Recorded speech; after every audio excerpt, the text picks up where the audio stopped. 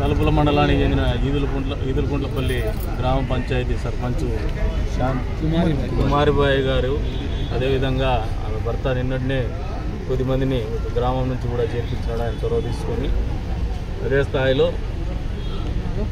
వరుసగా శంకర్ గారు పార్టీలోకి వచ్చినప్పటి నుంచి, ఆయన సహచర మిత్రుడు విశ్వనాథ్ రెడ్డి గారు, ఇతరత్ర అందరూ కూడా పార్టీలోకి వచ్చినప్పటి నుంచి కూడా వరుస క్రమంలో తలుపుల మండలంలో బలోపేతం చేసేటువంటి దిశగా మండల కమిటీ కూడా, మండల పార్టీ కూడా చొరవ తీసుకొని సహకరిస్తూ ముందుకు తీసుకుపోతున్నటువంటి పరిస్థితుల్ని మనస్ఫూర్తిగా వాళ్ళందరినీ కూడా అభినందిస్తూ ఉన్నాను. అదే రకంగా ఈరోజు ఏదైతే ఆ సర్పంచ్ ఆధ్వర్యంలో మిత్రత్ర కుటుంబాలు ఏవైతే ఈ పార్టీలోకి వస్తూ ఉన్నాయో వాళ్ళందరికీ కూడా మనస్ఫూర్తిగా తెలుగుదేశం పార్టీ కదిరి నియోజకవర్గం తరఫున ఆహ్వానం పలుకుతారు. ఈరోజున మీరు ఒకసారి చూస్తే ఇది కేవలం ఒక చిన్న కుగ్రామానికి పరిమితం కావడం లేదు. కుగ్రామం నుంచి మొదలు పెడితే తాడేపల్లి వరకు కూడా ఈ రోజున మీరు చేరికలు చూస్తూ ఉంటే జగన్మోహన్ రెడ్డి గారి పరిపాలనని ప్రజలు కానీ ప్రజాప్రతినిధులు కానీ ఎంత పెద్ద ఎత్తున అసహించుకుంటున్నారో వాస్తవాలు అర్థమైతే వస్తుంది. ఈ రోజున శ్రీరామచంద్రయ్య గారు ఇంకా 2027 వరకు కూడా ఆయనకి పదవీ కాలం ఉంది. దాన్ని కూడా కాదనుకొని చెప్పేసి ఈ రోజున పదవి ఉంటే ఉంటుంది, పోతే పోతుందని చెప్పి తెలుగుదేశం పార్టీని, చంద్రబాబు నాయుడు గారి నాయకత్వాన్ని బలపరచాలనే ఆలోచనతో ఈ రాష్ట్ర అభివృద్ధి కుంటుపడింది, రాష్ట్రం బాగుపడాలంటే చంద్రబాబు నాయుడు గారి దిక్కే అనే ఆలోచనతోనే అదే మాటలు కూడా బయటికి చెప్తూ తెలుగుదేశం పార్టీలోకి చేరుతాం. మరి ఇంత కుగ్రామమైనటువంటి నిన్నటి రోజున మంగేవారిపల్లిలో, అదే రకంగా ఈ రోజున గ్రామ పంచాయతీ సర్పంచ్ ప్రతిరోజు కూడా ఇంత పెద్ద ఎత్తున తెలుగుదేశం పార్టీని, తెలుగుదేశం పార్టీ నాయకత్వాన్ని బలపరిచేటువంటి పరిస్థితులకు పోతా ఉందంటే పరిపాలన ఎంత అస్తవ్యస్తమైందో, పౌరులందరూ కూడా ఎంత వాళ్ళకు ఉన్నటువంటి సామాజిక బాధ్యతని నిర్వర్తించాలా అనే ఆలోచనలోకి వచ్చినటువంటి పరిపాలన ఖచ్చితంగా రాక్షస పరిపాలన అని చెప్పేసి కూడా ఈ సందర్భంగా తెలియజేస్తాం. ఈ రోజున మళ్ళీ రాష్ట్రాన్ని ముందుకు తీసుకోవాలన్నా దాదాపు 20 ఏళ్ల పాటు వెనక్కి వెళ్ళిపోయినటువంటి ఈ రాష్ట్ర పరిస్థితిని మళ్ళీ ముందుకు పురోభివృద్ధిలో పెట్టాలన్నా కూడా చంద్రబాబు నాయుడు గారి నాయకత్వం, తెలుగుదేశం పార్టీ అధికారంలోకి రావడం చేతనే సాధ్యమవుతుందని ప్రతి ఒక్కరు కూడా నమ్ముతున్నారు. ఈ రోజున ఈ నియోజకవర్గంలో దాదాపు 4 ఎలక్షన్లలో పోటీ చేసిన గతంలో, ఈ రోజున 5వ ఎలక్షన్స్ ఎన్నికల్లో పోటీ చేయబోతాను. మరి ఇటువంటి పరిస్థితుల్లో నేను గత 25 సంవత్సరాలుగా గమనించింది ఏమంటే ఇంత పెద్ద మార్పు ఎప్పుడు కూడా ప్రజల్లో గమనించలేదు. నాయకుల్లో మార్పు వచ్చినవచ్చు కానీ ప్రజానీకంలో మార్పు వచ్చేసి వాళ్ళంతకు వాళ్ళ చొరవ తీసుకొని మరీ వచ్చి పార్టీలో చేరి వాళ్ళ వంతు బాధ్యతగా ముందుకు పోవాలనే ఆలోచన అనేది మొట్టమొదటిసారిగా ప్రజల్లో కనపడుతోంది. ఇది ఒక మంచి పరిణామము. ఈ రకమైనటువంటి చైతన్యం రావడం ప్రజల్లో అనేది ఆహ్వానించదగినటువంటి విషయము. ఖచ్చితంగా మార్పు అనేది మామూలు మార్పు రాదు. ఈసారి ఎన్నికల తర్వాత మొత్తము జగన్మోహన్ రెడ్డి పరిపాలనకి ఒక మ్యాండేట్ కానీ, దానికి ఒక రెఫరెండం కానీ ఖచ్చితంగా తూర్పునివ్వబోతున్నారు ప్రజలు అని చెప్పేసి కూడా ఈ సందర్భంగా జగన్మోహన్ రెడ్డి అర్థం చేసుకోవాలని చెప్పేసి కూడా ఈ సందర్భంగా తెలియజేస్తున్నారు.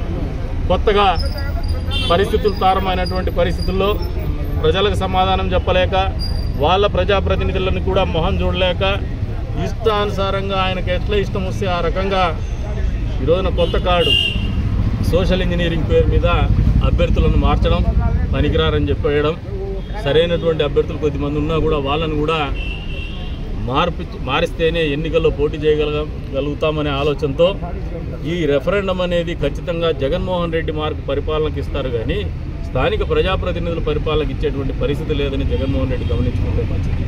ఈ రోజున ఎవరైతే ప్రజాప్రతినిధిగా ఈ నియోజకవర్గంలో కూడా మొన్న పోటీ చేసి ఇప్పుడు ప్రజాప్రతినిధిగా ఎమ్మెల్యేగా ఉన్నారో వాళ్ళు కూడా మేము ఈ రోజున చెప్తాను, మీకు కూడా ఒక బాధ్యత ఉంది.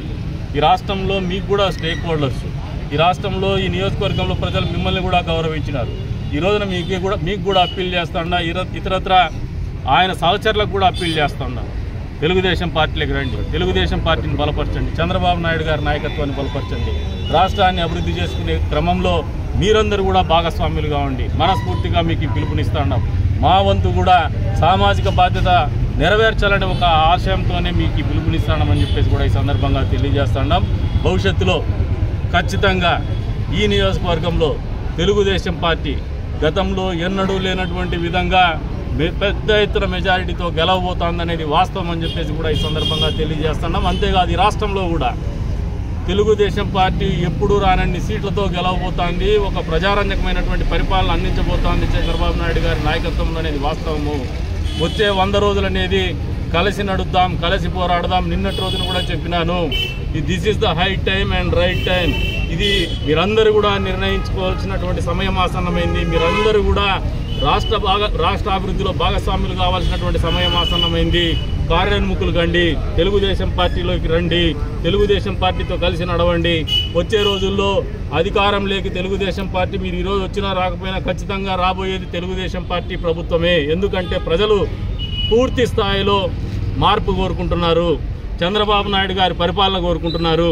దీనికి ఎవ్వరు కూడా ఆపేటువంటి శక్తి ఎవరికి లేదు. ప్రజాస్వామ్యంలో ఉండే అందమే ఇది.